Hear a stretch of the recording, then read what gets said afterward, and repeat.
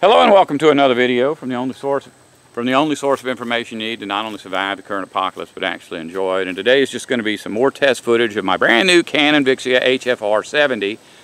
But rather than just come out here and point my camera at some trees or something, I'm going to go ahead and make this video worth watching. So we're going to make this video about Baal, or Baal, or as I often say, Baal. Baal is a god that everybody supposedly knows about. He's a bull god, and I've heard these stories so many times that I almost believe them, although I've never been able to find any historic evidence that the stories are true. Supposedly, when the Israelites entered into the Promised Land, they started deteriorating in their spirituality to the point where they were sacrificing their children to Baal.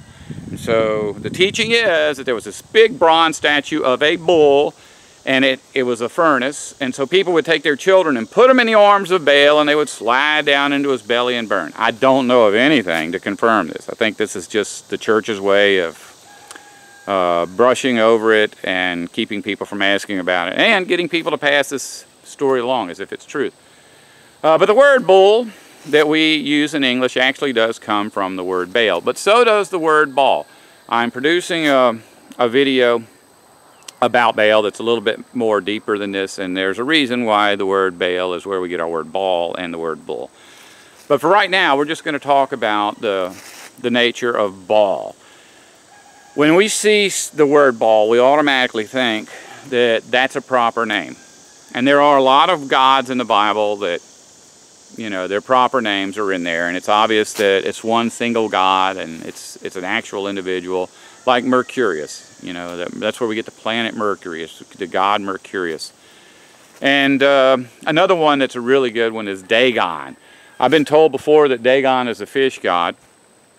And if you go look at representations of him, he looks like a fish because he's got his head, looks like a fish. But supposedly, if you do any research, Dagon is the agriculture god.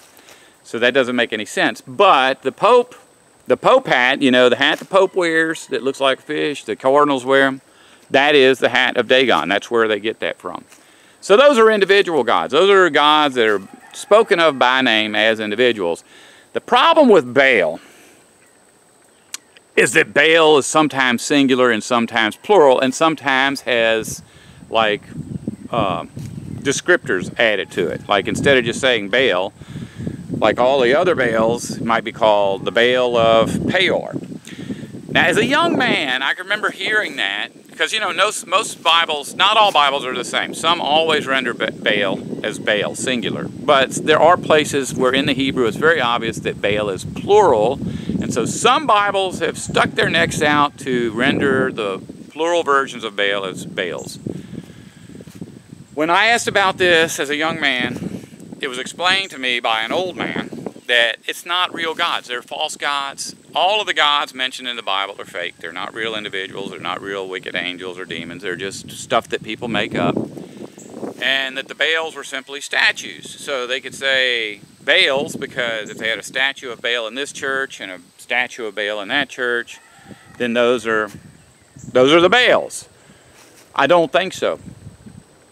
There's too many references to these gods in cultures around the world that are similar, that this can't just be something somebody made up. I mean, there's a big ocean between the Americas and Europe, and yet there are serpent gods. I mean, even the Chinese, you know, the dragons, that's Draco of the Latins, dragon of the English.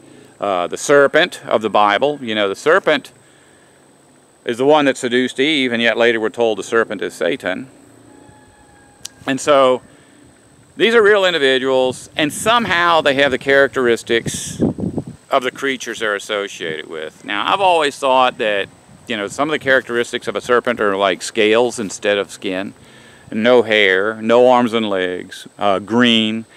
And the reason I kind of came to the conclusion that those may possibly have defined the serpent god, you know, in other words, Satan really looked like that, is because around the world the serpent gods oftentimes will share those kind of characteristics. You know, why would these people all believe that the serpent god was green unless he was green?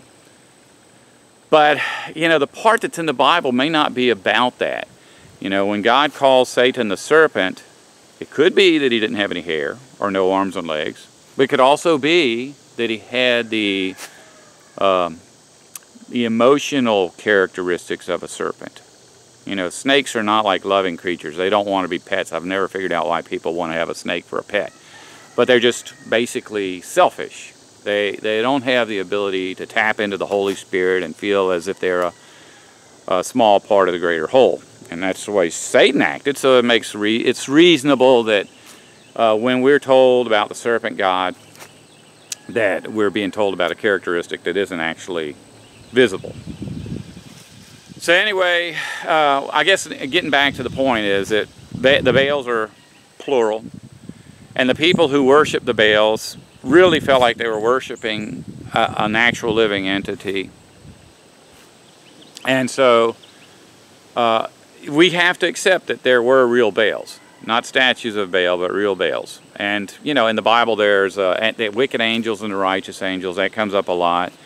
And some of them, I mean, some of the creatures that are called demons and devils, very likely they're just wicked angels.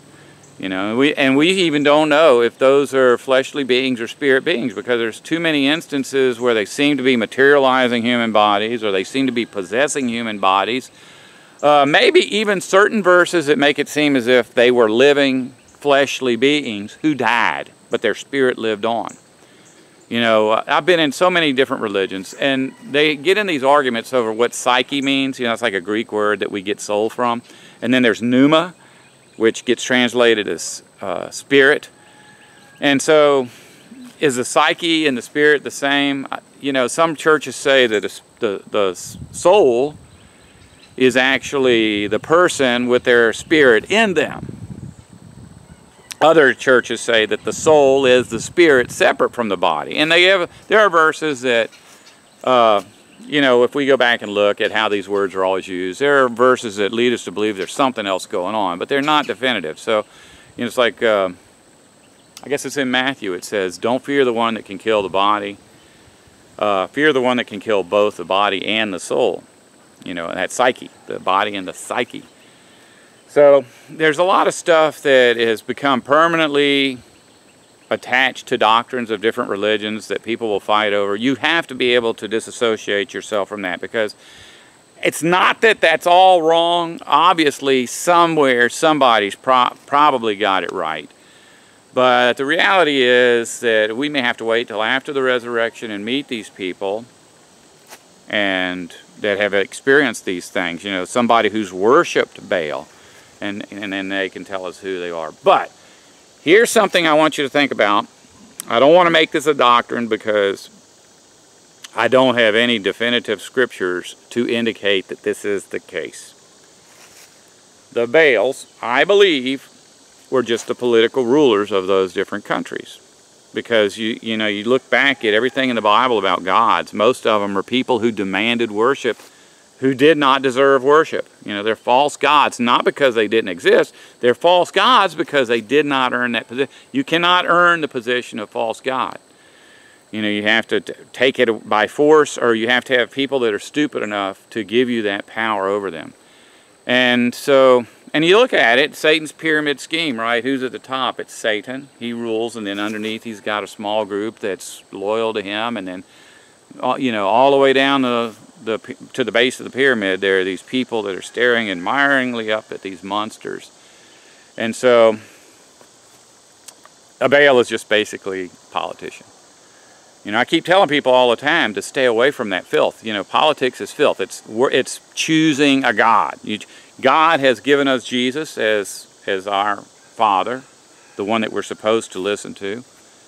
And we say, well, while Jesus isn't here, let's worship Barack Obama or Donald Trump, you know. And they're not. We're not worshiping them. We're picking the lesser of two evils. Well, I'm glad you realize that, because the Baals are demigods. In the Bible, they're always spoken of as demigods. That means that they have a human mother, a regular human, just like we do, but that their father is a god. And primarily, almost all of these demigods, if you go back and look at their story, you know, their mythology, their god is actually Satan. So if Satan has a dozen sons running for political office, and you pick the best one of Satan's sons, you're not picking Jesus. They're the Baals. Like I say, I can't prove that, but it does say, if you go back and read the Bible from cover to cover, and you keep in mind every instance where every time you see the word Baal, you think about it. It's obviously not a magical, invisible being. It's obviously not always a fleshly being. But if you go through and look at every verse, you'll see that the most logical conclusion is that these Baals were just the political leaders of those nations. Oh well. Once again, Canon Vixia HFR 70 footage being shot at 17 megabits. And if you don't want to survive, don't listen to me.